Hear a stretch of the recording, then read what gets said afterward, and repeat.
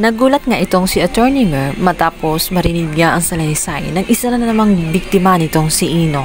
Hindi niya sukat akalain na talagang palang salbahe itong si Ino at naisip niya na paano ito naging malaya, paano nahatulan siya na not guilty gayong malinaw pala talaga na makasalanan itong si Ino at maaaring totoo ang isinilaysay ni Trixie na talagang nirape siya ni Ino base sa kwento ng babae na ngayon ay bago na naman niyang biktima. Napakarahas ni Ino, nangingilabot ang kanyang balahibo.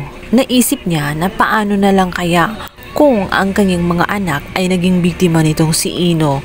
Hindi niya hahayaan ang mga bagay na iyon. Kaya naman naisip niya na kailangan managot sa batas itong si Ino. Hindi pwede na gano'n na lamang niya pagsamantalahan ng mga kababaihan dahil na rin sa kahinaan ng mga ito at dahil sa nanaig ang mga takot nito. Dito nga ay kakampihan niya ang naturang babae na biktima nga nitong si Ino. Sinabi nito na gayong may record nga sila at may ebidensya sila kung saan huling-huling nga dito dahil kinuhanan ng video habang kausap nga niya itong si Ino kung saan tinatakot nga na ikakalat ang mga masiselang video sa oras na hindi siya pumayag sa gusto ni Ino na makipagkita kapag gusto talaga niya. Noong una ay hinahayaan lamang niya si Ino dahil nananaig ang kanyang takot.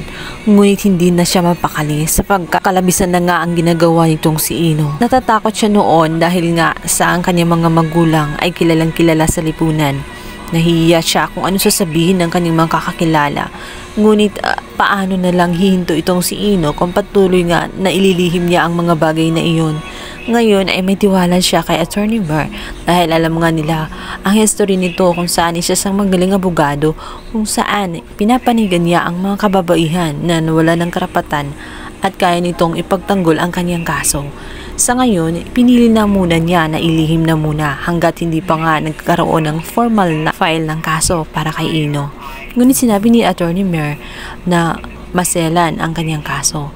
Kailangan ihanda din niya ang kanyang sarili sa kung ano man ang maging resulta na biro ang kanyang kakaharapin na kaso sapagkat cyberbullying ito at maaring mag-viral siya at pagpipistahan lalong-lalo na at ang mga magulang ni Ino ay kilala din dahil may katungkulan din ito sa firm na pinagtatrabahuan nitong si Attorney Mer.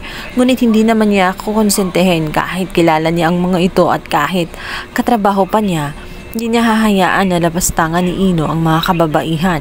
Gayong yung love niya, advocate nga noon ay kung paano protektahan ang mga kababaihan na mahihina. Nangayon kaya mauungkat ang kaso nga nitong si Trixie kung saan naging injustice dahil na rin sa kagagawa nitong si Lelet at dahil na rin sa pag-aakala nga niya na hindi nagsasabi ng totoo ang kanyang kapatid na si Trixie kaya gano'n na lamang ang galit ni Trixie dito kay Lelet.